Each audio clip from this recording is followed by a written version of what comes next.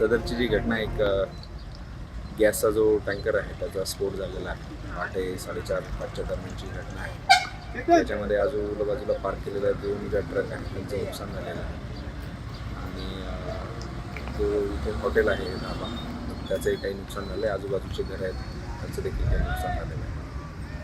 तर स्फोटाचं जे मुख्य कारण आहे ते काही गॅस सिलेंडर वगैरे दिसत आहेत. त्याच्यामुळे या गॅस चोरीचा प्रकार असल्याचा आमचा प्राथमिक संशय आहे. त्या दृष्टीने आम्ही तपास करत आहोत. अशीच घटना वाकड या ठिकाणी घडली होती आणि त्याच्यानंतर आता पुन्हा अशा ठिकाणी ही घटना घडती आहे. नक्की काय एकंदरीत हे जे माफी आहेत ते कशा पद्धतीने एकंदरीत हे संपूर्ण प्रकरणामध्ये पुढे येतात? बरोबर आहे. अशी घटना यापूर्वी घडली होती. त्याच्यामध्ये अतिशय कडक कारवाई केली होती. सर्व जे इन्व्हॉल्व होते त्याच्यामधले आरोपी सर्वांना अटक केली होती.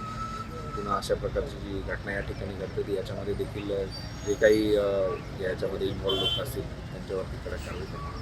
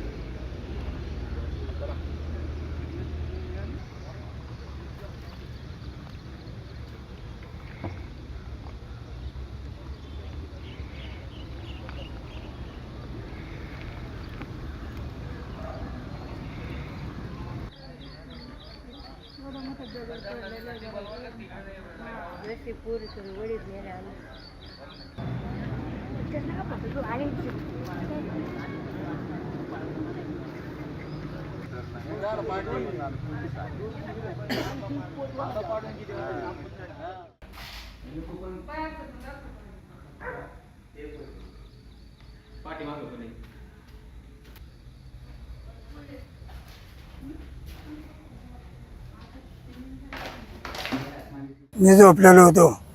स्फोट झाला म्हणून जागा झालो. मी म्हणलं टायरचा बार झाला असेल गाडीचा. दुसरा बार झाला.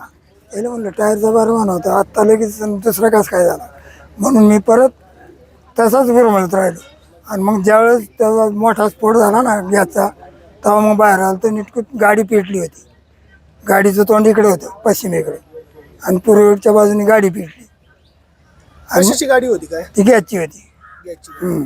कशामुळे झाला असेल स्फोट असं तुम्हाला वाटतं? आता ते आता झाले हे मला नाही सांगता ते कशाने झाले काय.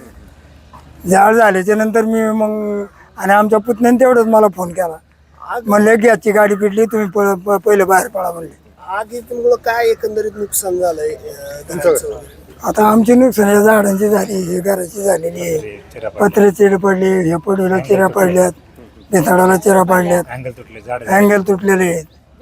4 वाजता मला आवाज आला की याचा जोराचा. मी बाहेर येऊन पाहिलं तर आग चालली होती. मी माझ्या मिस्टरांना उठवलं, म्हणलं अहो बाहेर आग लागली ती नाही का. ते गेले बघायला तर ती गॅसची टाकी पेटत होती. ते आले जोरात पळत, मला म्हणले की गॅसची टाकी पेटते नाही का, चला इथून नाही का बार होईन. आम्ही दरवाजा लावेसपर्यंत परत दुसरा बार झाला. मग आम्ही इथून पळत वरती गेलो, इकडं वाडी आमची तिकडे नाही का, तिकडं गेलो. तोपर्यंत तर सगळं परत तिसरा स्फोट झाला मोठा आणि आमच्या घराचं एवढं नुकसान झालं. आमच्या घराचे नुकसान भरपाई कोण देणार? आता आत्ताच आम्ही हे सगळं बनवलं होतं, 1 वर्ष झालं असून. ते सगळं तुटले, घरातले दरवाजे तुटलेत, खिडक्या तुटल्यात, सगळ्या वस्तू तुटल्यात, पत्र उचाकले, सगळं पडले आतमध्ये. आमचे नुकसान कोण करून देणार? पण ज्या स्फोटाची भयानकता किती होती, म्हणजे तुम्ही घरात होतात त्यावेळेस भयानक किती होती? इतके जोरात आवाज येत होता ना, असं कानात बधीर झाल्यासारखं, आणि गॅसचा असा फसा आवाज येत होता पूर्ण. म्हणजे काहीच कळत नव्हतं काय होतं, आवाज कशाचाच येत नव्हता, फक्त ते गॅसचा आवाज यायचा. मी उठून बाहेर आले ना त्यावेळी 3 स्फोट झाले.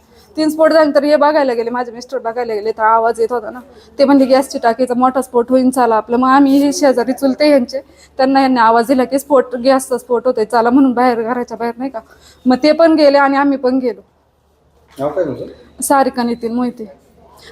माझी एवढीच मागणी आहे की सरकारने आमची घराची चौकशी करावी, यावाचा पंचनामा करावा आणि आम्हाला नुकसान भरपाई द्यावं. एवढं नुकसान झाले ना आमचं की अक्षरशः काहीच सांगू शकत नाही. त्यांनी इथे यावं, स्वतः बघावं आणि पंचनामा करावा.